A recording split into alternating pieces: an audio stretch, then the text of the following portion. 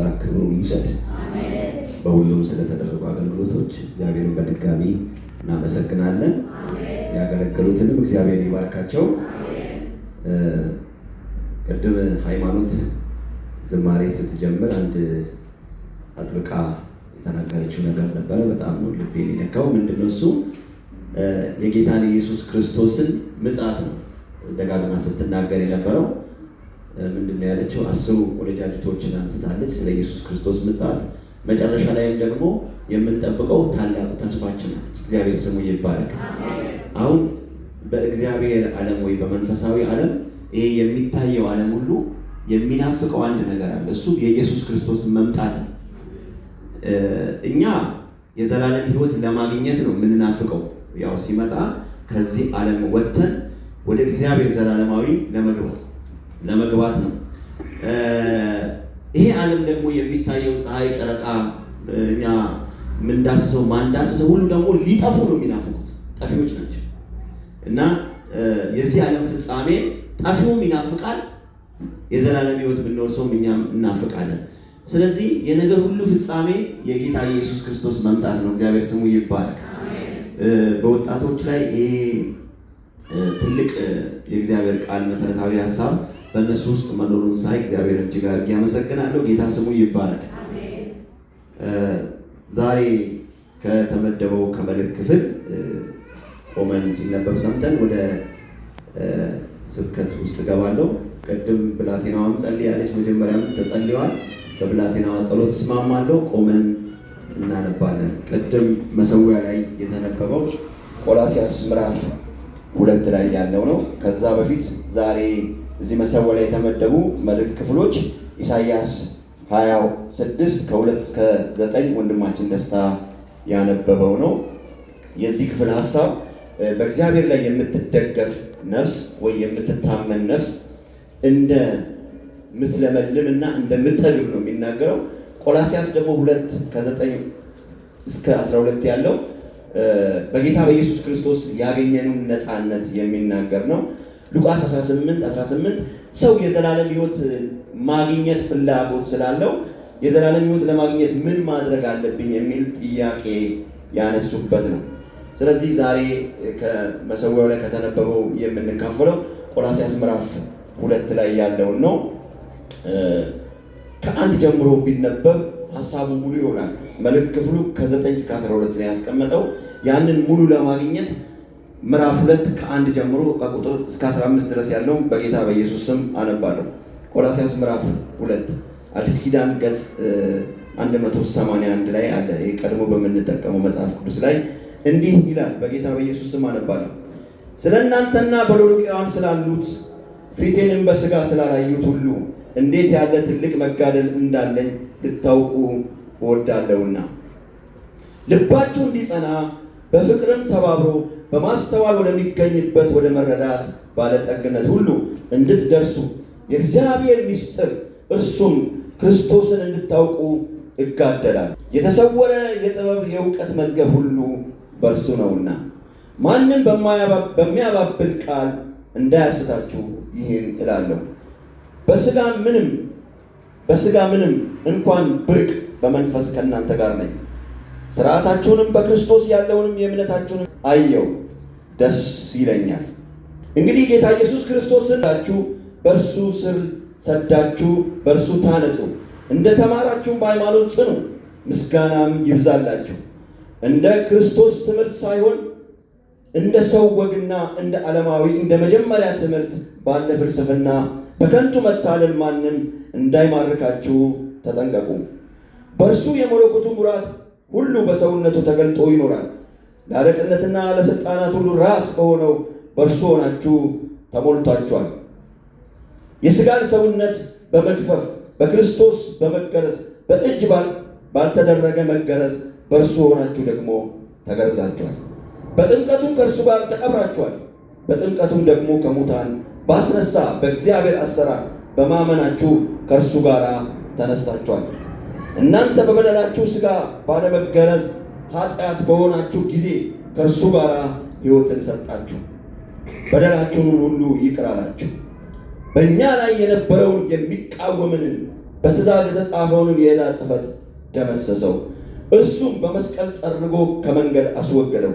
አለቅነትና ስልጣናትን ገፎ ድል በመንሳት በእርሱ እያዟዟራቸው በግልጥ አሳያቸው። ይህ የእግዚአብሔር ቃል ነው። እግዚአብሔር ይባርካችሁ። ቁጭ በሉ። አንድ ትንሽ ምሳሌ ብናገር ደስ ይለኛል እና መጀመሪያ ርዕሴን መናገር ፈልጋለሁ። ርዕሴን ምንድነው? የዛሬ መልእክት ክፍሉ ርዕስ በክርስቶስ ያገኘነውን ነፃነት ማስጠበቅ ነው። ኢየሱስ ክርስቶስ ነፃነት ሰጥቶናል። ያንን ነፃነት ማስጠበቅ ነው ያለብን። 3 ልጆች አሉና ጓደኛሞች ናቸው፣ ወጣቶች ናቸው። ምንድነው የሆነው? እርስ በርስ ኪሳቸው ገንዘብ ሲኖር አንዱ ይጋብዛል እና አንዳንዴ ደግሞ እያለውም የለኝም የማለት የመደበቅ ነገር አለና ይቃለዳሉ። ከፍቅራቸው የተነሳ አንዱ ኪስ ያለውን ታግለውም ይወስዳሉ እና በዛ ውስጥ ምን ይሆናል? ሁለቱ ሲሄዱ አንዱ ከሌላ ቦታ ሲመጡ ተገናኙ እና ከሌላ ቦታ የሚመጣው አወቀ ዛሬ እንደሚቀሙትና ለሻይ ቡና እንደሚቀበሉት። ከዛ ሁለቱ ታገሉና ኪሱ ያለውን ሊወስዱ ሲፈልግ ያኛው ልጅ ያደረገው ነገር በጣም የሚገርም ነው። ብዙ ብር ያለበትን ትቶ ትንሽ ብር ያለባትን ቦታ በደንብ አድርጎ ያዛት አለቅም ብሎ እና እነሱ ደግሞ ለመቀማት ይሞክራሉ። ከኋላ በጣም ብዙ ሺህ ብር አለ እና ያቺ ትንሽ ብር ያለችው አይዞ ዝም አለ። ሁለቱ ታገሉና ትንሽ ብሯን ያለው ወሰዱ። ከዛ ልጁ ከነሱ አለፍ አለና አያችሁ አስቻቸዋለሁ ብሎ ብዙ ብሩን አሳየ እና ምንድነው ለዛ ለሰጠው ምሳሌ ምናልባት ከሆነ ብዬ ነውና ያለውን እንዴት አድርጎ እንደጠበቀ ለመግለጥ ፈልጌ ነው። ምናልባት ከዚህ የተሻለ ምሳሌ ባገኝ እናገር ነበርና እስቲ ይሄን ርዕስ በጋራ እንለዋለን። አንድ ጊዜ በጌታ ፍቅር ጠይቃችኋለሁ። በክርስቶስ በሉ ያገኘሁትን ነፃነት አስጠብቃለሁ። እንድገመው። በክርስቶስ ያገኘሁትን ነፃነቴን አስጠብቃለሁ። አሜን። ትንሽ ስለ ቆላስይስ መጽሐፍ መናገር ፈልጋለሁ። 2 ሀሳብ ብቻ ነው ስለ ቆላስይስ መጽሐፍ ማንሳት የምፈልገውና የቆላስይስ መጽሐፍ የተጻፈው ለ2 ቤተክርስቲያናቶች ናቸው። እዚህ ቦታ ላይ እንዳነባችሁ እንደ ክፍሉ እንደተነበበው ቆላስይስ አለ፣ ከዛ ደግሞ ሎዶቅያ ስለእናንተና በሎዶቅያ ላሉት ብሎ ነው የተናገረውና ለቆላስይስ ቤተክርስቲያንና ለሎዶቅያ ቤተክርስቲያን ነው መልእክቱ የተጻፈው እና በቆላስይስና በሎዶቅያ ቤተክርስቲያን የነበረው ችግር አንድ አይነት ነበር። ሐዋርያ ጳውሎስ ለተፈጠረው ችግር መፍትሄ ለመስጠት ነው የቆላስይስን መጽሐፍ የጻፈው።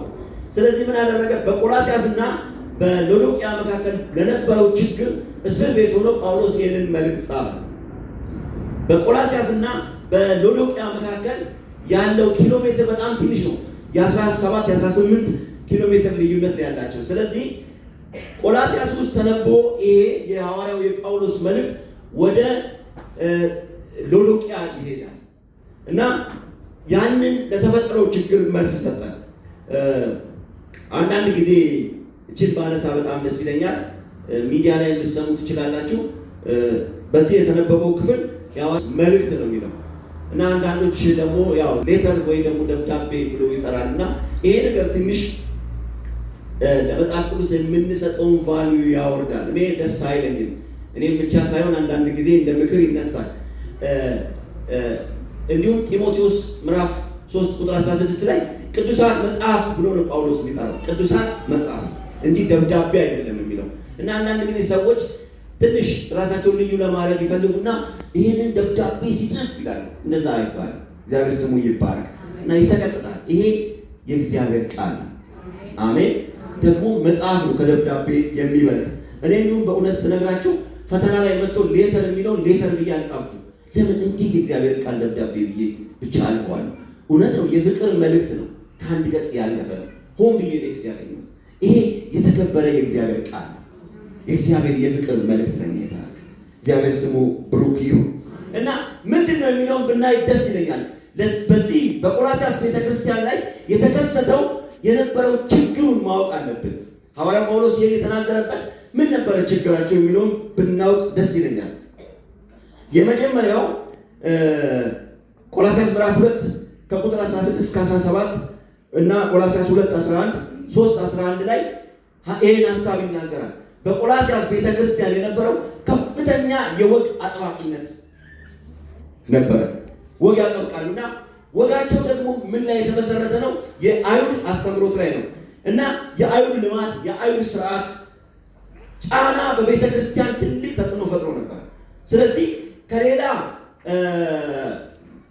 ወይ አይሁዳዊ ያልሆኑ ሰዎች ሲድኑ ጫና ይፈጥሩባቸዋል። እናንተ ካልተገረዛችሁ አትድኑም ይሏቸዋል። እዚህ ቦታ ላይ ቅድም ሳነብ ሰምታችኋልና በእጅ ባልተገረዘ መገረዝ ተገረዛችኋል። እግዚአብሔር ስሙ ይባላል። እና ምንድን ነው የሚሏቸው? ካልተገረዛችሁ አትድኑም ይላቸዋል። በክርስቶስ ኢየሱስ ያገኙትን ነፃነት ይጋፋቸው ነበር። ከዛም ደግሞ ባለፈ 10ቱን ትእዛዝ ለመጠበቅ ሌላ ተጨማሪ ህጎች ወጥተዋል። እነዛ ህጎች ያንን 10ቱ ትእዛዝ ወደ 603 አድርሰውታል። አንዱን ህግ ለመጠበቅ ሲሉ ሌላ ህግ ሲያወጡ፣ አንዱን ህግ ለመጠበቅ ሲሉ ሌላ ህግ ሲያወጡ 603 ህግን ለመጠበቅ ሌላ ህግ ወጣ። ስለዚህ ከፍተኛ በሆነ ስርዓት ውስጥ ነው ያለው። የአይሁድ እምነት ደግሞ በባህሪው በዓለም ላይ በጣም ተስፋፍቷል። ምክንያቱም እነሱ ሲሰደዱ እግዚአብሔር ሲቀጣቸው ሌላ ቦታ ሲሄዱ ሌላ ነገር አያመልኩም፣ እግዚአብሔር ነው የሚያመልኩት። በምኩራብ ውስጥ ያንን የሃይማኖት ስርዓታቸውን ሲያራምዱ ሰዎች ሁሉ ወደ አይሁድ እምነት ይቀላቀሉ ነበር። ስለዚህ ክርስትና በአይሁድ ወግና ስርዓት ጫና ውስጥ ገባ። ሐዋርያ ጳውሎስ ከወግ አጥባቂነታቸው የተነሳ ብዙ ክርስቲያኖች ስለተቸገሩ እስር ቤት ሆነው ታውቆ ጻፈ። ሌላኛው ደግሞ ብትውና ነው። ይሄ ባህታዊነት በእኛም ሀገራው እንደምታውቁታልና ይሄ ከምን የመጣ ነው? ቅድም እንዳልኳችሁ ይሄንን አትንካ፣ አትቅመስ የሚል ነገር አስጨነቃቸው። ከዚህ የተነሳ ለምን የሆነ ዋሻ ውስጥ ገብቼ አልኖርም ብለው ሄዱ። ሐዋርያው ጳውሎስ ለዚህ ነው ነገር የጻፈውና በተለይ መጥምቁ ዮሐንስ እንደምታውቁት በምድረ በዳ የእግዚአብሔርን ቃል እያገለገለ ማር እየበላ በምድረ በዳ እንዴት እንደኖረ ታውቃላችሁና የመጥምቁ ዮሐንስ ተከታዮች ቀጥታ ከመጥምቁ ዮሐንስ ባህሪ እንካፈላለን እያሉ ወደ ብሕትውና ገቡ፣ ወደ ባህታዊነት ገቡ። እግዚአብሔር ወደ አልፈቀደው ነገር ገቡ። ሌላኛው ሶስተኛው የመላእክት አምልኮን በጣም አስቸጋሪ ነበረ። በዕብራውያን መጽሐፍ ላይ ታውቁታላችሁ። እዚህ ቦታ ላይ ጠቅሶታል። ምን ሆነ? አጋጉል ትሕትናቸው ቀስ እያለ ከእግዚአብሔር አልፎ መላእክትን ወደ ማምለክ አደረገ። አራተኛውና ዋናው ኢየሱስ ክርስቶስን ይንቁ ነበር። እነዚህ ክፍሎች ውስጥ ታገኛላችሁ እና ኢየሱስ ክርስቶስን በጣም ይንቁታል። ለምንድን ነው? እንደምታውቁት ጌታ ኢየሱስ ክርስቶስ በምድር ላይ 33 ዓመት ካገለገለ በኋላ አረገ፣ እመጣለሁ ብሎ። ከዛ ወንጌል መስፋፋት ጀመረ። ክርስትና ገና እንጭጭ ነው፣ ትንሽ ነው እና እሱን እያሉ ይሄ ቤተሰቡ ጸራቢ የሆነ የአናጢ ልጅ የሙያተኛው ልጅ እያሉ ኢየሱስን ይንቁታል። ብሎም ደግሞ እሱ መለኮት አይደለም ብለው ያጣቁታል። ስለዚህ ነው ሐዋርያ ጳውሎስ ከመለኮቱ ባህሪ ተካፋይ ይሆናችኋል። ኢየሱስ ክርስቶስ ስሙ ይባላል። ዛሬ ለኔና ለእናንተ ይሄ ነገር ቀላል ነው። ለምን እንደሆነ ታውቃላችሁ? ኢየሱስ ክርስቶስ ሞቷል፣ ተነስቷል፣ አርጓል። በስሙም የኃጢአት ስርየት እየተሰበከ ሰዎች እየዳኑ ነው። በስሙም አጋንንቶች እየወጡ ነው። በዛን ጊዜ ግን እንጭጭ በነበረበት ጊዜ ከባድ ነበር። ምናልባት ዛሬም እንደዛ አይነት የለም ማለት አንችልም። ክርስትና ሊያጣጥሉ የሚነሱ ብዙ ትምህርቶች ሊኖሩ ይችላሉ። ግን ኢየሱስ ክርስቶስ ያው ነው። ለምን ብትሉ ታውቃላችሁ? የኢየሱስ ክርስቶስ ትምህርት፣ ስራ ሁሉ አልቻሉትም። ስለዚህ እንደዚህ እናድርጋሉ፣ ስሙን እናጥፋሉት። ቁጥር 1 ከሞት ስለተነሳ በአይናቸው ስላዩ ገንዘባቸውን ረጩና ኢየሱስ አልተነሳም ብላችሁ ስበኳል። በከተማው ዞሩ፣ ኢየሱስ አልተነሳም ብሎ አስተማሩ። ዛሬም ኢየሱስ አልተነሳም የሚል ትምህርት አለ። ግን ኢየሱስ ተነስቷል። እስቲ ኢየሱስ ተነስቷል በሉ። ጌታ ስሙ ይባረክ። እና የያዝነውን በክርስቶስ ኢየሱስ ያገኘነው ነፃነት የሚሰልል ብዙ አለ። ከዛ ደግሞ አንድ በጣም እጅግ መጥፎ የሆነ አስተምሮት ነበረ። የግሪክ እውቀትና ፍልስፍና ከፍ ባለበት ሰዓት ሰው በክርስቶስ ይድናል ትላለ እያሉ ምን ይላሉ? አይደለም፣ ሰው የሚድነው በእውቀት ነው። እውቀት ነው ቅድሚያ የሚሰጠው፣ እውቀት ነው። ሰዎች በእውቀት ነው የሚድኑት የሚል ትምህርት ደግሞ ክርስትናን ተጫኑ። በዛ ጊዜ እንዲህ ቀላል አይሰጣላችሁ። ኖስቲዚያውያን የሚባሉ አሉና እነዚህ ሰዎች በጣም ከባዶች ናቸው እና እውቀታቸውም ደግሞ ከፍ ያለ ነው። ስለዚህ ለሰው ልጅ ለደህንነቱ ዋና ወሳኙ እውቀት ነው አሉ እና ክርስትናን በጣም ተጫኑት። ለዚህ ነው ሐዋርያ ጳውሎስ ምንድን ነው ያለው? የጥበብና የእውቀት መዝገብ በኢየሱስ ተሰውሯል አለ። ሃሌሉያ! በእናንተ ውስጥ ያለው እውቀት እግዚአብሔር ሰማያዊ እውቀት ነው የሰጣችሁ፣ ምድራዊ እውቀት አይደለም። ይሄ እውቀት የሰዎች እውቀት ከሰዎች ጋር ሊጠፋ ይችላል። ሰማያዊ ግን እውቀት መዝገብ፣ ሀብት፣ ክብር አለው። ጌታ ስሙ ይባላል። ታስታውሳላችሁ ሐዋርያ ሥራ ምዕራፍ 7 ላይ ዲያቆናው እስጢፋኖስ የሚናገረውን እውቀት የጥበብ ቃል ሊቋቋሙት አልቻሉም። ስለዚህ ጆሮአቸውን ደፍነው ሊገሉት ተነሱ። እግዚአብሔር ስሙ ይባላል። ስለዚህ ስለተገለጠላችሁ ጥበብ እግዚአብሔርን አመስግኑ። መጽሐፍ ቅዱሳችን እንደዚህ ይላል፣ ጥበብ ጸደቀች ይላል። ክርስቶስ ጥበብ የሆነው ለእኛ ጸደቀ። ለተገለጠልን ጥበብ ክብር ለእርሱ ይሁን። እስቲ ለዚህ ለክብር ጌታ አጨብጭቡለት። ይሄ ከእውቀት በላይ ነው፣ ከጥበብ በላይ ነው፣ ከሰው ልጆች መረዳት በላይ ነው፣ ሰዎች ከሚዋሹት በላይ ነው።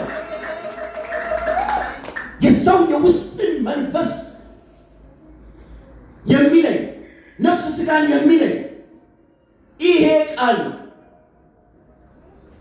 ሰዎች አንዳንድ ጊዜ እንደዚህ የሰው ስነ ልቦና አማካሪዎች እንደዚህ ይላሉ፣ መብራትን እንደዚህ አድርግና እንደዚህ ጭንቀት ካለብህ ይሄ በዚህ ሰዓት ይሄ መብራት ታበራዋለህ ይላሉ። ሰውን እንትን ለማለት አይደለም። ግን የእግዚአብሔር ቃል ሃሌሉያ በእውነት ያረሰርሳል። ታስታውሳላችሁ ኤልያስና ኤልሳ አብረው ሲሄዱ የእግዚአብሔር የፍቅር መጎናጸፊያ ከኤልያስ ላይ ወደ ኤልሳ ላይ ወደቀ። የምድራዊ ሀብቱ እነዛን ስንትና ስንት ጥማድ በሬዎችን በቅጽበት ሄዶ አርዶ ተከተለው። ከዛ በፊት ምን አለው? እባክህ ትንሽ ደቂቃ ታገሰኝ አለው። ግን ኤልያስ እንደዚህ አለ፣ እኔ ምን አደረግኩ አለው። ግን ከዛ በኋላ ያ የፍቅር ኃይል የእግዚአብሔር ፍቅር ኃይል በኤልያስ ላይ ከወረደ በኋላ ማነው በኤልሳ ላይ ከወረደ በኋላ ሀብቱን ሁሉ ጥሎ ዳግም ላይ መለስ በሬዎቹን ቆራርጦ ሄደ። አያችሁ፣ ሰማያዊ ጥበብ ትልቅ ነው፣ ስሙ ይባላል። ሰማያዊ ጥበብ ይፈውሳል። ወገኖቼ በክርስቶስ ኢየሱስ የተቀበልነው ነፃነት ማንም አይቀማችሁ። እስቲ ነፃነቴን አልቀማም በሉ። ከሁሉ ላላችሁ ሰው ሁሉ ይቀር እንጂ ነፃነቴን አልቀማም በሉ። ክርስቶስ የሰጣችሁ ነፃነት፣ ደሙን ያፈሰሰበትን ነፃነት። ብዙ ነገር ስማችሁ ሊጠፋ ይችላል፣ ብዙ ነገር ሊሆን ይችላል፣ ልታገኙ ትችላላችሁ። ያን ነፃነት ግን አታስነኩት። ኢየሱስ ጌታ ነው። እስቲ ኢየሱስ ጌታ ነው በሉ።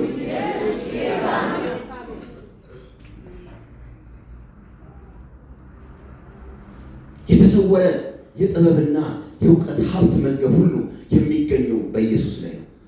እውቀትም አለ፣ ሀብትም አለ፣ ጥበብም አለ። እንደዚህ ይገኛል። እንዲሁም አዲሱ ትርጉም እንደዛ ነው። ሀብት ነው የሚለው ማነው? አዲሱ ትርጉም የክርስቶስ ጥበብ የታመነና የተመሰከረ ነው እና ምንድን ነው ያላቸው ሐዋርያ ጳውሎስ እንዳያችሁት ቅድም ቁጥር 6 ላይ እንደተቀበላችሁት ይላል። አሁን በዚህ በተነሳው ግርግር ውስጥ ወይም ደግሞ እምነታቸውን ሊፈትን በተነሳው ውስጥ ምን አድርጉ ነው ያላቸው ሐዋርያ ጳውሎስ። አንደኛ ያላቸው በተቀበላችሁት በኢየሱስ ክርስቶስ ምን አላቸው? ጸንታችሁ ቁሙ አላቸው። በቼም እውነት ነው። አሁን እኔ አንዳንድ ጊዜ እዚህ መድረክ ላይ ሲያስተካክሉ ሳይ በጣም ደስ ይለኛል። ጌታ እኛን ተቀበለ እንጂ እኛ ጌታን አልተቀበልንም። ታውቃላችሁ፣ ጌታ ነው እኛን የተቀበለው። ለዚህ ማስረጃ አለ። ማቴዎስ 11:27 ላይ እግዚአብሔር ካልፈቀደ በቀር ወደ ኢየሱስ ክርስቶስ የሚመጣ የለም፣ ኢየሱስ ክርስቶስ ካልፈቀደ በቀር ወደ እግዚአብሔር የሚመጣ የለም።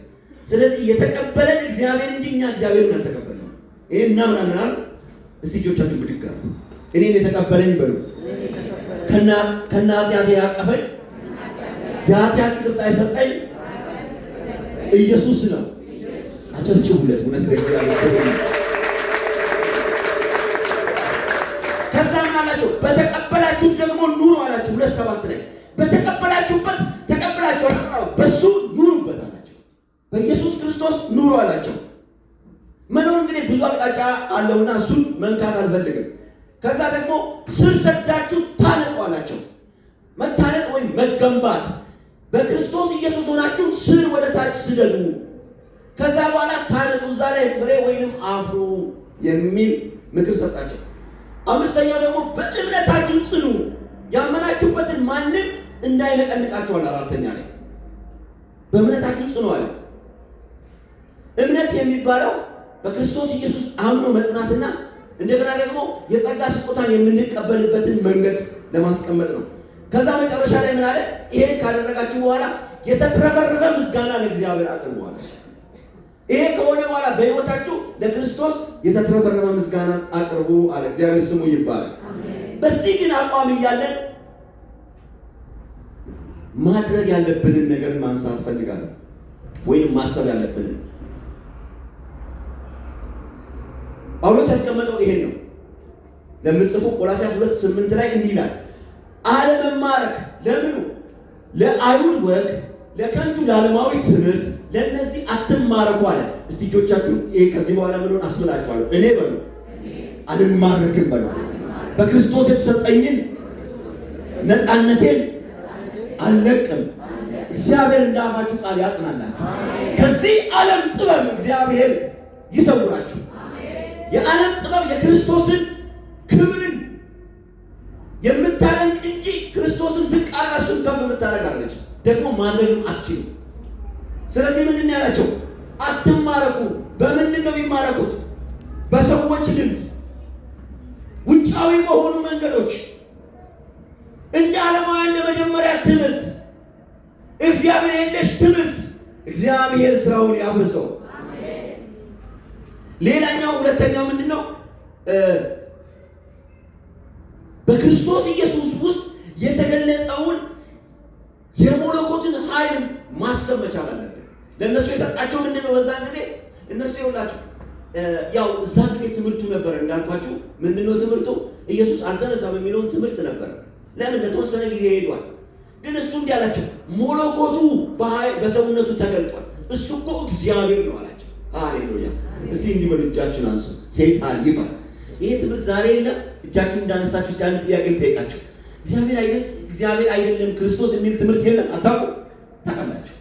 እግዚአብሔር ስሙ ይባላል። ኢየሱስ ክርስቶስ አምላኬ ነው በሉ። ኢየሱስ ሕያው ነው በሉ። ኢየሱስ ዘላለማዊ ነው በሉ። ኢየሱስ ጅማሬና ፍጻሜ የለውም በሉት። ሃሌሉያ! ጅማሬና ፍጻሜ ከሌለው እርሱ መለኮት ነው። ሃሌሉያ! እግዚአብሔር ልጅ ኢየሱስ ክርስቶስ አምላካችን ነው። ሰይጣን እንኳን እንደዚህ አለ፣ የልዑል የእግዚአብሔር ልጅ ልታጠፋን መጣህን አለ። እሱ እያመነ ሰዎች እንዲክዱ ያደርጋል። ሰይጣን እኮ ያምናል፣ አይክድም። በሕይወቴ ላይ ኢየሱስ ጌታ ነው በሉ። በሉ ወገኖች፣ በችግራችሁ ላይ ኢየሱስ ጌታ ነው። በሁኔታችሁ ላይ ኢየሱስ ጌታ ነው። በሚወራው ነገር ላይ ኢየሱስ ጌታ ነው። በምድራችን ላይ ኢየሱስ ጌታ ነው። በሰውነቱ የሙላቱ ኃይል ተገልጦ ይኖራል። በቃ እናንተ በዛች ቅጽበት ውስጥ ክርስትናን አስጫጭተው ሊጨርሱት ነበር። ግን የእግዚአብሔር ቃል እነ ሐዋርያው ጴጥሮስ ቢታሰሩ፣ ቢገረፉ፣ ቢገደሉ የእግዚአብሔር ቃል እየበዛና እያደገ ሄደ። እግዚአብሔር ስሙ ይባላል። ይሄ የእግዚአብሔር ቃል በቤታችሁ ያድጋል፣ በሕይወታችሁ ያድጋል፣ በግል ሕይወታችሁ ያድጋል። እምላችሁ የእግዚአብሔር ቃል ያድጋል ናባችሁ። የሰው ልብ አያድግባችሁ፣ የእግዚአብሔር ክብር ይሞላባችኋል። ኢየሱስ ጌታ ነው። እስቲ የእግዚአብሔር ቃል በሕይወቴ ይሞላል በሉ።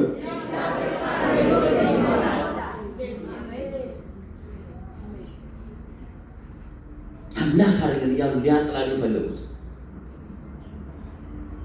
ሌላኛው ማሰብ የሚገባል በዛም ጊዜ በነበሩት ማለት ነው። አሁን እነሱ እንዳልዳኑ እያደረጉ ሜንታላቸውን ቶች ያደርጋሉ። በነገራችን ላይ ቀደም እንዳልኳችሁ እግዚአብሔር እውነተኛ እግዚአብሔር ከአይሁድ ሃይማኖት ጋር ስለነበረ ወይም እግዚአብሔር ያቋቋሙ ስለሆነ የነሱ እምነት በዓለም ላይ እየገዘፈ እየተቆጣጠረ ሄደ። ታስታውሳላችሁ? አሦር ሀገር ውስጥ ተማርከው በሄዱበት ቦታ አይሁዳውያንን መነካካት ሲፈልጉ የአይሁዳውያንን አማልክት የአይሁዳውያን አምላክ መነካካት ሲፈልጉ አንበሳ እየወጣ አሦርን ገደላቸው። ስለዚህ የአሦር ንጉሥ እንደዚህ አለ፣ ተው አላቸው። የሀገሩ የሃይማኖት በዓልና ስነስርዓት ወግ እንዴት ነው አለ፣ ጠየቃቸው። ስለዚህ ወደ አይሁዳውያን ተመልሰው እግዚአብሔርን እንዴት በምን እንደሚያመልኩ ነገሯቸው። ከዛ በኋላ ራሳቸውን እንዲያመልኩ እድል ሰጣቸው። ከዛ የአሦርን ዜጋ አንበሳ እየወጣ ሲገል የነበረው ተወ። ምክንያቱም እግዚአብሔር ከእናንተ ጋር ካለ እናንተ አሸናፊ ናችሁ። ተረት አያሸንፋችሁ። አምላካችሁ ስለ እናንተ ይዋጋል። እግዚአብሔር ስለ ስሙ ይቀናል። ተው አለ እግዚአብሔር። አንድ ጊዜ ሕዝቅያስ ደብዳቤውን አለጠፈና በእግዚአብሔር ፊት አለቀሰ። ይህን ዛቻ ስማ አለ እግዚአብሔር። አንተን ሳይሆን እኔን ነው ይናቀኛል። ምንድን ነው ያሉት? ስማ አለ አንተ ከግብፅ እንዳንዱ ትሆናለህ። በግብፅ አማልክት ላይ የሆነውን አልሰማህም? በሸንበቆ ላይ ትደገፋለህ አለ። ይሰበራል አለ። ያንተ አምላክ እንደሚያድን እናያለን አለ። የሰራዊት ጌታ እግዚአብሔር ከዙፋኑ ነቃ፣ ስሙ ይባረክ። የማይተኛው እግዚአብሔር ጥያቄውን ወደ ሕዝቅያስ አደረገና ይሄ ቃል በእኔ ላይ የተነገረውና የማደርግባቸውን ታያለህ አለ። እነግራችኋለሁ ዛሬ እግዚአብሔር በዚህ ቀን ጠላት በዛተባችሁ ዛቻ ላይ እጁን ይዘርጋላችሁ። የዲያብሎስ እጅ ላይ እግዚአብሔር እጁን ይዘርጋባችሁ። የመናፍስቶች ጉልበት ላይ እግዚአብሔር እጁን ይዘርጋባችሁ። ሟርተኞችን ይምታላችሁ እግዚአብሔር። ሐሰተኞችን ከፊታችሁ ዞር ያድርግላችሁ። በእውነት ነው የምነግራችሁ፣ እግዚአብሔር ይዋጋል። እስቲ እግዚአብሔር ይዋጋል በሉ። ስሙም እግዚአብሔር ነው በሉ። እግዚአብሔር ይዋጋል። ለምን ውሸት አለ? ውሃን እንደ ግንድ የከፈለ እግዚአብሔር ታሪክ አይደለም፣ እውነት ነው። እግዚአብሔር ዘመናትን ያሻግራል። የእኛ ህይወት እቺ ትንሽ ናት እኮ። መጽሐፍ ቅዱሳችን ጠዋት ታይታ ማታ እንደምትጠፋ ጤዛ ናት ይላል። እግዚአብሔር እኮ የሚታየውን የማይታየውን ብዙ ምሁራን ሊገልጡት ያልቻሉትን ይሄን የሚታየውን የማይታየውን ዓለም የያዘ አምላክ ነው። ለእኛ ለትንሽ እዚህ ግባ ለማንባለው ቅድም መዘምራን እንዳነሱት በመስቀል ላይ ራቁቱን ተሰቀለ። ፍቅር ግድ አለው፣ ስሙ ይባላል። ስለዚህ ይሄን ነፃነትን ማንም አይነካው። የዳናችሁበትን መንገድ ማንም አይነካው። በሕይወታችሁ ላይ የተዘረጋውን የእግዚአብሔርን ክብር ማንም አይነካው። የትኛው ሟርት የትኛው አስማት አይነካው። እኔ የኢየሱስ ነኝ በሉ ወንድሞቼ፣ እኔ የኢየሱስ ነኝ በሉ። ሰይጣን አይሰልላችሁ፣ እግዚአብሔር ይገስጠው። የዳንበትን እውቀት ሊያጠፋ የሚነሳ ሐሰት ትምህርት ይመጣ። ራእይ ላይ እኮ እንደዚህ ነው የሚለው፣ ልጁ በተወለደ ጊዜ ይላል ከፍተኛ የወንዝ ጎርፍ ለቀቀ ይላል። ለምን? የኢየሱስ ክርስቶስን ትምህርት ለማጥፋት ሐሰት ትምህርት ለቀቁ ይላል። እግዚአብሔር ከሐሰት ትምህርት ይጠብቃችሁ። መጽሐፍ ቅዱሳችን ግልጽ አስቀመጠ። በጥምቀቱ አማካይነት ከሱ ጋር ተነሳ፣ የኃጢአት ይቅርታ አገኘ፣ ተቀበለን። እስቲ ይሄ እኮ ላይምሮ ከባድ ነው። እግዚአብሔር አግብ ስላለን ነው የምናደርገው። አንድ ሰው ሲጠመቅ ከኢየሱስ ክርስቶስ ጋር እንደሞተ፣ እንደተሰቀለ፣ እንደተነሳ፣ ስጋው እንደተቀበረ ይህንን ያዘዘው ሰው ቢሆን ኖሮ አናደርገው። ያዘዘው ማን ነው? እግዚአብሔር ነው። ስለዚህ መንፈሳዊ ነገር ለስጋዊ ሰው ሞኝነት ነው ይላል። አምላክ ደግሞ የዘላለም ስልጣንና እውቀት ያለው ይሄን አድርጉ ብሎ ከራሱ ጋር እንድንታረቅ መንገድ አዘጋጀ። ስለዚህ በጥምቀት ስላገኘነው ደህንነት እግዚአብሔር ስሙ ይባላል። ሃሌሉያ!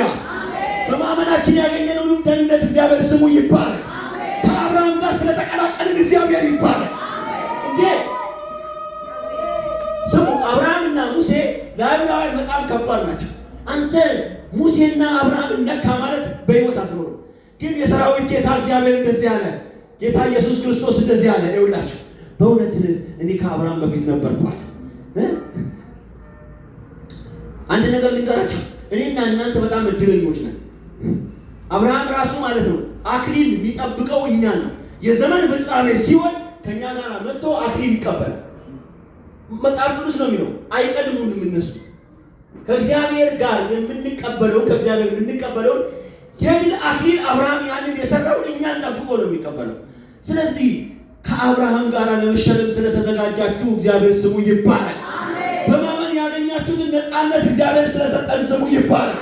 እስቲ እኔ በክርስቶስ ነፃ ነኝ በሉ ወገኖች። ነፃ ናችሁ፣ ነፃ ነን በክርስቶስ። ይህንን ከየት የምናገኘው ነገር አይደለም። ማንም የሰው ልጅ ሊሰጠን የሚችለው ነገር፣ ሰው ሀብቱ ሊሰጥ ይችላል፣ ሰው ብሩ ሊሰጥ ይችላል። ዘለቄታ የማይደርስ ግን ጊዜያዊ ነው። ግን ዘላለማዊው የሆነው ዘላለሙ ክርስቶስ ኢየሱስ መስቀል ላይ ተሰቀለልን። አሜን፣ ሃሌሉያ! የዘላለም ሕይወትን ሰጠን፣ ስሙ ይባላል።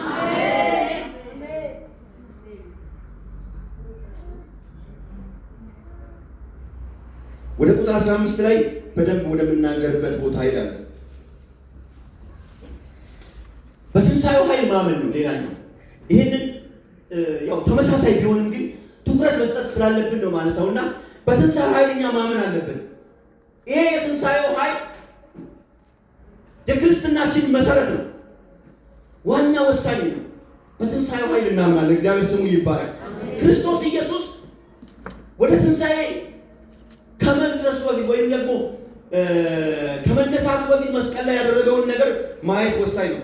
እንደው ላንብብላችሁ ቁጥር 14 2:14 ላይ በእጃችሁ የያዛችሁ እንዴት ልቤን እንደነካው ትንሽ እንደው ጊዜ ልስጣችሁ።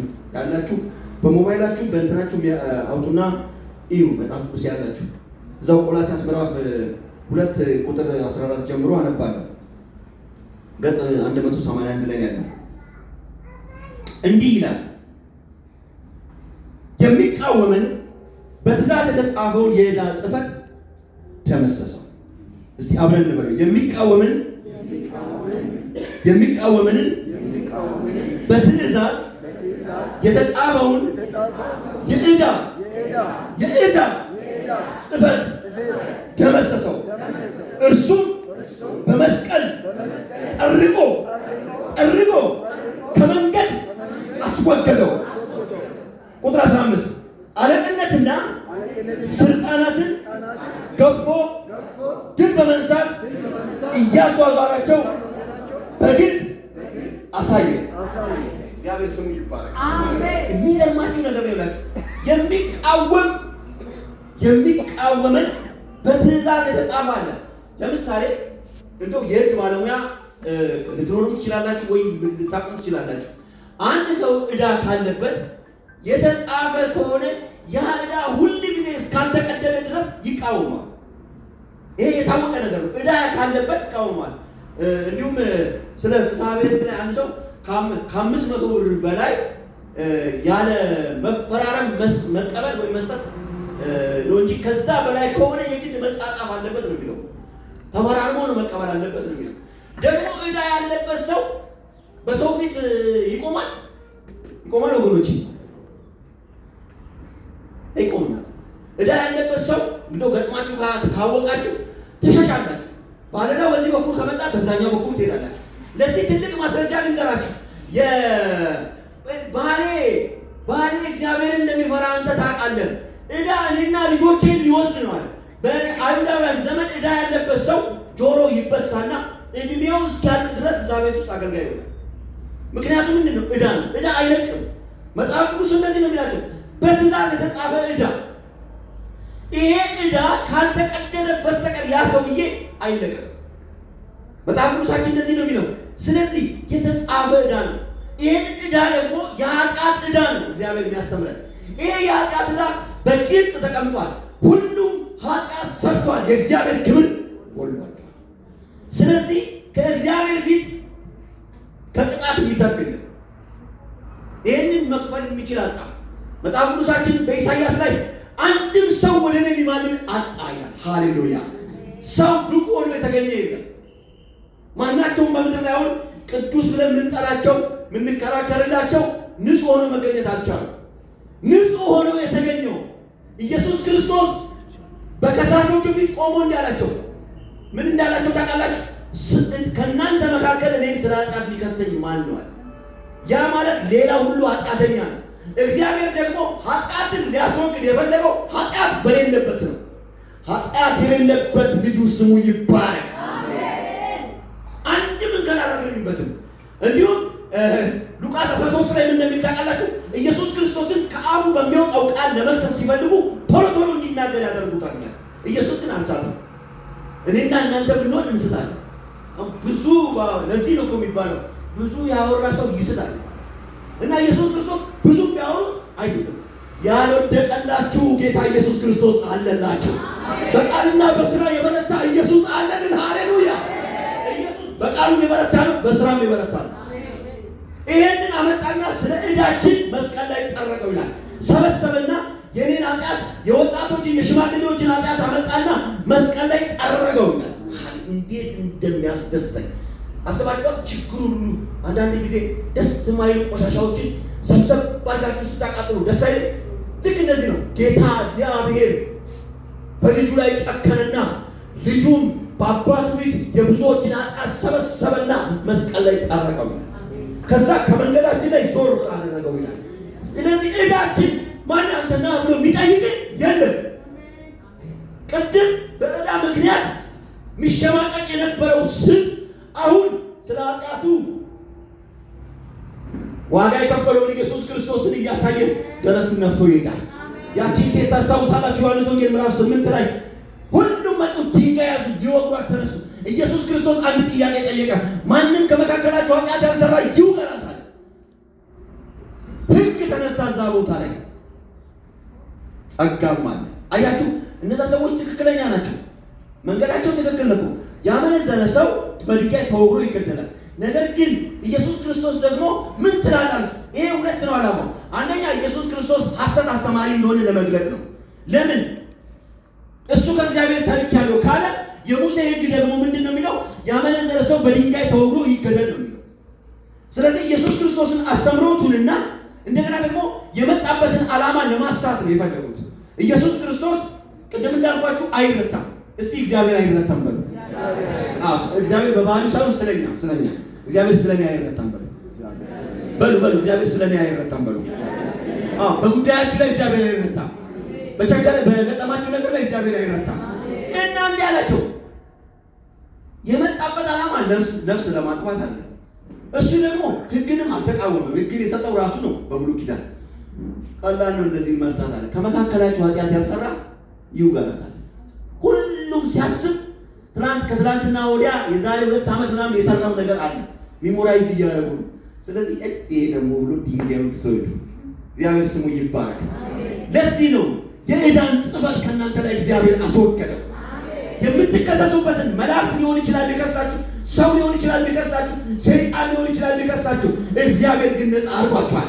ከምንም በላይ ልንገራችሁ፣ እግዚአብሔር ከሰይጣን ክስ ነው ነፃ ያወጣችሁ። ይሄ ነው በቃ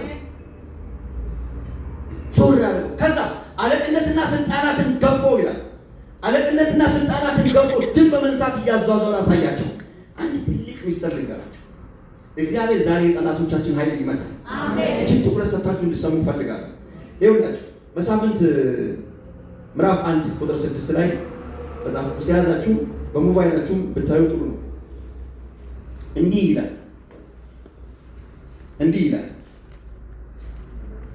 አዶኒዜቤቅ የሚባል አንድ መሪ አለና ሸሸ። አሳደዱት፣ ያዙት፣ የእጁና የእግሩን አውራ ጣት ቆረጡት። አዶኒዜቤቅም የእጃቸውና የእግራቸው አውራ ጣት የተቆረጡ 70 ነገሥታት ከገበታው በታች ፍርፋሪ ይለቅሙ ነበረ ይላል። ይኸውላችሁ ምንድን ነው መሳፍንት 1 ከቁጥር 6 እስከ 7 ላይ እንግዲህ ሀገር ለሀገር ጦርነት አለ። ስለዚህ ምን ይደረጋል? አንደኛው ሀገር መጥቶ ያጠፋኛል የሚል የሌላኛው ሀገር ስጋት አለበት እና የህዝቡን ስጋት እረፍት ለመስጠት ምንድን ነው የሚያደርጉት? በተቃራኒ ሀገር ጋር በሚዋጉበት ጊዜ የዛን ሀገር መሪ ይዘው ያመጣል እና ምን ያደርጋሉ? ህዝቡ ጋር ያመጡና ያሳያሉ። ይሄውላችሁ ይላሉ፣ አሁን ይላል ጠላታችሁ ተመቷል። ለዛ ማስረጃ የሚሆናችሁ ይሄውላችሁ የዛ ከእናንተ ጋር የሚዋጋው ሀገር መሪ ይሉና የሀገሩን መሪ የእጆቹንና የእግሮቹን አውራ ጣት ይቆርጣል። የእጆቹና የእግሮቹን አውራ ጣት። እስቲ አንድ ነገር ከኔ ጋር እናድርግ። ሁላችሁ ወደ እኔ ተመልከቱ። እስቲ እጃችሁ እንደዚህ ያድርጉ። እንደዚህ አይ ግጭ ነው በባህሪ አሁን መጀመሪያ ኃይል አለው እጃችሁ እንደዚህ ስታደርጉ አለው። እስቲ ዶኬ ከታ ሁላችሁ እንደዚህ ያድርጉ። ኃይል አለው። እስቲ እጃችሁ በደንብ ጨብጡ። እስቲ ደግሞ አውራ ጣታችሁን እንደዚህ አድርጉ። አሁንስ ኃይል አለው። አውራ ጣት ሲገባ እንደዚህ ሲሆንስ የለው። በዚያው ብትጎትቱ ብዙ ነገር ትችላላችሁ። እስቲ በደንብ ደግሞ አውራ ጣታችሁን አድርጉ። አሁን ኃይል የለው። ሚስጥር ምን ማለት ነው ይሄ ነገር? የእናንተን ጠላት ኃይል ቆርጬዋለሁ እያለ ነው። ያኛው ንጉሥ የዚህኛውን የሀገራችሁን ንጉሥ ተቃራኒውን ሲዋጋን የነበረውን ኃይል መትቼዋለሁ ነው። አውራ ጣታቸውን ይቆርጣል። አሁን ይኸውላችሁ እንደው ለመሄድ ሞክሩ። እስቲ እንደው ዝም ብሎ ፈትሹ። አውራጣታችሁ መሬት ሳይነካ ለመሄድ ሞክሩ። ልትወርቁ ትችላላችሁ። ባላንስ አታደርጉ። ሳይንስ ነው የሚለው። ኃይል ነው አውራጣት። የጠላቶቻችሁን ኃይል ሰበርኩ አለ ነገር ንጉሱ። 7 ነገስታትን ሀገሩን የሚዋጉትን አመጣና የእጃቸውና የእግራቸውን አውራጣት ቁጭ አረገ፣ ቆረጠና እዩ የሀገር ህዝቦች አላቸው፣ እናንተን የሚቃወሙን የሚዋጋችሁን ሁሉ ጊዜ የሚያስቸግረውን ኃይል ቆርጫለሁ። እንዲሁም ማለት እንደ ነገስታት በክብር አይበላም ማለት እኔ የእናንተ ንጉስ ከምበላው የተረፈውን ነው የሚበሉት አለ። ቃሉ እንደዛ ነው የሚለው። ከራሱ ትርፍራፊ ይሰጣቸው ነበር። እንደ ንጉስ አይደለም የሚበሉት። ለምን? ተማርከዋል። ኃይላቸው ተመቷል። የእጃቸውና የእግራቸው አውራጣት ተቆርጧል። ማምለጥ አይችሉም። መዋጋት አይችሉም። ኃይል የላቸውም። ይሄንን ነው ጌታ ኢየሱስ ክርስቶስ የጠቀሰው። ይቅርታ ሐዋርያ ጳውሎስ አለቅነትና ስልጣናትን ገፎ ይላል። ሃሌሉያ አሜን። ሐዋርያ ጳውሎስ ይሄንን የጠቀሰው የጠላቶቻችሁን ኃይል አለቅነት ስልጣናት ገፈፈ ይላል። ኤፌሶን ላይም እንደዚህ ነው የሚናገረው። የአለቅነትና የስልጣናትን ገፈፈ ይላል። የተለያየ ስልጣን ተዋረድ ያላቸው እነዛን አዋረዳቸው። እግዚአብሔር ስሙ ይባረክ። አሜን። እጆቻችን ብድግ አድርጉ። ኢየሱስ ጌታ ነው። ጠላቴ ተዋረደ በሉ። ሰይጣን ተዋረደ በሉ። ክፉም ያውጅብን ተዋረደ በሉ። አመፃን የተናገረብን ተዋረደ በሉ። እግዚአብሔር የጠላቶቻችን ኃይል ሰበረው። ሰበረው ወገኖች። የሟርተኛውን ኃይል እግዚአብሔር ሰበረው። የክፉውን ኃይል እግዚአብሔር ሰበረው። የሚቃረናችሁን እግዚአብሔር ሰበረው። እኔ አይደለም ብላችሁ የእግዚአብሔር ቃል ነው የሚለው። አያችሁ ክርስቶስ እንዴት እንደተናገረ፣ ሐዋርያ ጳውሎስ እንዴት እንደተናገረ የእጃቸውና የእግራቸውን አውራጣት እንዲህ የተቆረጠውን እያሰበ ምን አለ? አለቅነትና ስልጣናትን ገፎ ያውም እያዟዟረ አሳያቸው ነው የሚለው። በዛን ጊዜ ምን እንደሚያደርጉ ታውቃላችሁ? ያንን የተማረከውን ንጉሥ በተለያየ ክፍለ ሀገራት ውስጥ እያዟዟረ ያሳየዋል። ይኸው ለምሳሌ በኢትዮጵያ እንውሰድ። ትግራይ ክልል ወስዶ ያሳየዋል። የሆነ ሀገር ጠላት ቢኖር ምሳሌ ነው የምነግራችሁ። ትግራይ ክልል ይወስድና አየህ የኢትዮጵያ ጠላት ሲዋጋ የነበረው መሪው እግሩ ተቆርጧል፣ እጁ ተቆርጧል፣ ኃይል የለውም ያመጣል እያለ 10ቱን ያሉትን ነው ክልሎችን ጥሩ እንደዛ አድርጎ ጠላቶቻችሁ ተሸንፈዋል፣ ማረጋገጫ ሰጥቻችኋለሁ፣ ተስተካክላችሁ ተኙ ይበሉ እንደማለት ነው። እግዚአብሔር ስሙ ይባል። አንድ ነገር የምነግራችሁ ይሄው እግዚአብሔር ሰይጣንን ረቶላችኋል። በክርስቶስ ኢየሱስ የሰይጣን ስራ ተሸንፏል። ዋናው ጠላታችን ሞቷል። ኢየሱስ ጌታ ነው። አሜን።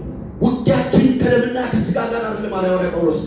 በአየር ላይ ከሚሰሩ ከሚንቦለበሉ ከክፉ ፍላጻት ጋር ማለት እግዚአብሔር በላያችሁ ላይ የሚንቦለበሉ የክፉ ፍላጻ ይምታ። አሜን። ቆመን እንጸልያለን። ኢየሱስ ጌታ ነው። የጠላቶቻችሁ ኃይል እግዚአብሔር ይስበረው። የጨለማን ጉልበት እግዚአብሔር ይስበረው። አጋንንታዊ ተጽዕኖን እግዚአብሔር ይስበረው። ኢየሱስ ጌታ ነው ወገኖች። ሃሌሉያ ሃሌሉያ። እየተቃወምን እንጸልያለን። እግዚአብሔር የጨለማን ጉልበት ሰብሮታል። አጋንንታዊ ስራ ሰብሯል። ክፉ ኃይል ተመቷል። የሟርተኞች ቃል ይክሸፍ ከሕይወታችሁ ላይ ይክሸፍ በኢየሱስ ክርስቶስ ስም። የሰይጣን ሴራ ይክሸፍ በኢየሱስ ስም። እግዚአብሔር አምላኬ ሆይ በሰው ወግ የሚይዘን ኃይላት ይመቱ በኢየሱስ ስም። በሰው ቃል የተዘነዘረ እግዚአብሔር ሆይ ወንጌል እውነት ላይ የተነሳ የጨለማ ጉልበት ይወጋ። አጋንንታዊ ተጽዕኖ ይመታ። የሰው ሴራ ይመታ። የእርግማን ጉልበት ይወጋ። በሟርተኞች ላይ የሚረገም ጉልበት ይመታ። ሟርተኞች ይፈሩ፣ ጠንቋዮች ይፈሩ። የአማኞችን ስም የያዙ ጠንቋዮች ይፈሩ። የክርስቲያኖችን ስም ጠንቋዮች የያዙትን ይልቀቁ። የልጆቻችን እድል ፈንታ ልቀቅ በኢየሱስ ስም። የማህበራዊ እድል ፈንታ ልቀቅ በኢየሱስ ስም። ሀገራችንን እድል ፈንታ ልቀቅ። ዲያብሎስ ፍረስ በጌታ በኢየሱስ ስም። እጅና እግራችንን ልቀቅ። የነገ ህይወታችን ልቀቅ። እቅዳችንን ልቀቅ በኢየሱስ ስም። ነገሮቻችን ልቀቅ በኢየሱስ ስም። እግዚአብሔር በእውነት እርግማን እየሰበረ ነው። ወይያ ካንታራ ቦራባ እንደ ክሌቤሴ ፕሬቬዲ ሀፓራቦራ በጌታ ፊት ነው የምነግራችሁ። የሆነ የዛገ የጨለማ ሰይፍ ሲሰበር አያለሁ፣ ሲሰበር አያለሁ በጌታ ነው። ለብሮዲያና ማሴትሮቢያ ልቀቅ የወገኖቻችንን ህይወት፣ ልቀቅ የወገንን ህይወት፣ ልቀቅ የምዕመናንን ህይወት፣ ልቀቅ የነገ ህይወታችን በኢየሱስ ክርስቶስ ስም። ፕሬቬኒያ ማክላቦራ ባጋና ማሳፍሩዲያ ሬጃና ማጋላቦራ ባጋና ማሳፍራባዲያ ኢየሱስ ጌታ ነው። ኢየሱስ ጌታ ነው። ጠላቶቻችን አይገዙንም። በኢየሱስ ዲያብሎስ አይገዛንም። ነፃነታችን በክርስቶስ የተጠበቀ ነው። ነፃነታችን በክርስቶስ የተጠበቀ ነው። ነፃነታችን በክርስቶስ የተጠበቀ ነው። ኢየሱስ ጌታ ነው ወገኖች፣ ነፃነትሽ የተጠበቀ ነው። ሃሌሉያ! የእግዚአብሔር ቃል ይናገራል። እኔም የእግዚአብሔርን ቃል እናገርባቸዋለሁ። የእርግማን ጉልበት ተሰበረ። የጨለማ ኃይል ተሰበረ። አጋንንታዊ ተጽዕኖ ተሰበረ። ደስታና ሰላም በሕይወትሽ ሞላ። ይኸውላችሁ ስለ ጌታ የሚነገረው ነገር እኮ ጌታን አያወርደውም እኮ የእኛን እምነት ለመሻር ነው። እኛ ግን በጌታ እንበረታለን። በጌታ ልባችን ይጸናል። ሃሌሉያ! ኢየሱስ ገናና ነው። ሃሌሉያ! ኢየሱስ ገናና ነው። ለዘመናት ገናና ነው። ሃሌሉያ! እስቲ አንድ መዝሙር ዘመን ገናናው የኛ ኢየሱስ የሚለው ቅድም ነው የመረጥነው። ኢየሱስ ክርስቶስ ገናና ነው። እስቲ አሜን በሉ። ኢየሱስ ገናና ነው ወገኖች። ሃሌሉያ! ጂቫዲያና ማሴት ሬቬኒ አማራ ነፃነታችሁን ጠላት አይነካው። ነፃነታችሁን አይነካው። ሃሌሉያ! ኢየሱስ ገናና ነው። ሃሌሉያ! የእኛ እግዚአብሔር ገናና ነው። ዛሬም ለዘለዓለም ኢየሱስ ገናና ነው። ሃሌሉያ! ይህን ጌታ አሁንም ገናና ነው ለዘለዓለም። እግዚአብሔር ከቀን ጀምሮ እስክንሞት ድረስ ከዚያም በላይ በሆኑት ቀናቶች መሃል እግዚአብሔር አንተ ገናና ነህ። ገናና ነህ እንለዋለን ይህን ጌታ። ሃሌሉያ! ኢየሱስ ክብር ይሁንልን። ሃሌሉያ! ይሁንልን ገናና ለሆንከው ጌታ እግዚአብሔር፣ ጨለማው ለማያሸንፍ እግዚአብሔር አንተ ለገናናው ስም ክብር ይሁንልን። ሃሌሉያ! ይሁንልን ጭብጨባ ኢየሱስ ገናና ነህ አንተ ሁልጊዜ ለዘለዓለም ገናና ነህ እግዚአብሔር። ገናናው የኛ ኢየሱስ አቻ ይገኝለት ሞት አልቀረም ከቶ አለ በሰማያት ማን ይቃወመናል? ዛሬ በደሙ ዋጅቶናል። ትንሣኤውን ልናወራ በገና አንስተናል። በገና አንስተናል። ምስጋና ምስጋና ምስጋና ለሆነው ገናና እልልታ እልልታ እልልታ እልልታ እልልታ ገናናው የኛ ኢየሱስ አቻ ይገኝለት እንደ ሞት አልቀረም ከቶ አለ በሰማያት ማን ይቃወመናል? ዛሬ በደሙ ዋጅቶናል። ትንሣኤውን ልናወራ በገና አንስተናል። ይጨምቀው ለዚህ ጌታ ሃሌሉያ! ምስጋና ምስጋና ምስጋና ለሁን እልልታ እልልታ እልልታ እልልታ እልልታ እልልታ ልናረገው ጌታ በሰማይ ሰማያት ከዙፋኑ ወርዶ የዕዳውን ጽሕፈት በደሙ አስወግዶ ምስኪን መስሎ መጥቶ ዲያብሎስን ቀጣ በጨለማ ላሉ።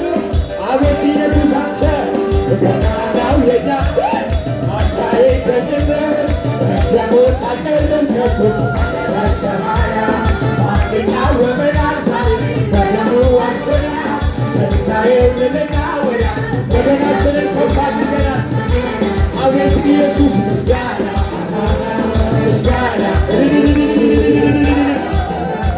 እነሆ እልልታ እልልታ እልልታ እልልታ እልልታ እልልታ እልልታ ልናረገው ጌታ ጎስቋላና ድሃ ምስኪን የተማረው ባየነውም ጊዜ ደምግባት የሌለው ፍቅር ኃይሉ ሆነች ድካሙ በረታ ማንም ሳያግዘው ዲያብሎስን ቀጣ። ገናናው አቻ ይገኝለት እንደ ሞት አልቀረም በሰማያት ማን ይቃወመናል? ዛሬ በደሙ ዋጅቶናል። ትንሣኤውን ልናወራ ከፍ አድርገናል። በገና ምስጋና ምስጋና ምስጋና ምስጋና ላንተ ብቻ ነው። እልልታ እልልታ እልልታ እልልታ የናረገው የቃየሰ ቆጣ ጩኸቱን ሲሰማ መከራው በዝቶበት ቢመስለን ደካማ ምድር አልቻለችም። ሞትን ተነቀለ ተስፋ ለቆረጡት አዲስ ዘመን ያለ ገናናው የኛ ኢየሱስ አንቀረም ጌታ በሰማያ ይቃወመናል ዛሬ በደሙ አስራ ለምሳሌው እንድናወራ በገናስተላ ምስጋና ምስጋና ምስጋና ምስጋና ለሆይ በረታ በረታ በረታ በረታ በረታ በረታ በረታ በሰማይ በሰማይ ሰማያ በዙፋኑ ወርዶ የኔታ ተንጽፈን በተጓዝ በገኙ መስኪን መስሎ መጥቶ ዲያብሎስን ቀጣ በጨለማ ላይ ወጣ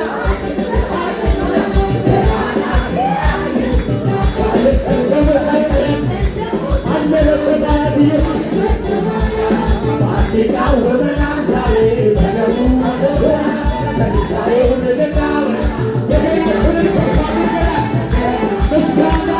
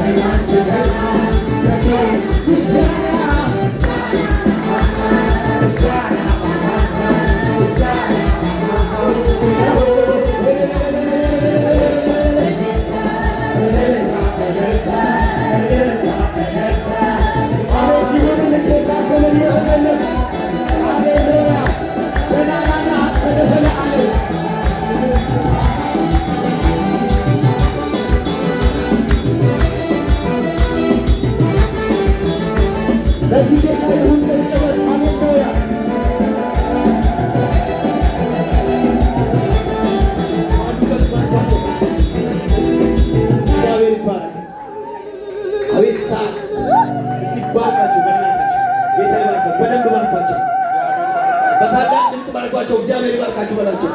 አሁንም በላቸው እግዚአብሔር ይባርካችሁ በላቸው። እግዚአብሔር ይባርካቸው። የእግዚአብሔር ጸጋ ከነሱ ጋር ይሁን። ተባረኩ።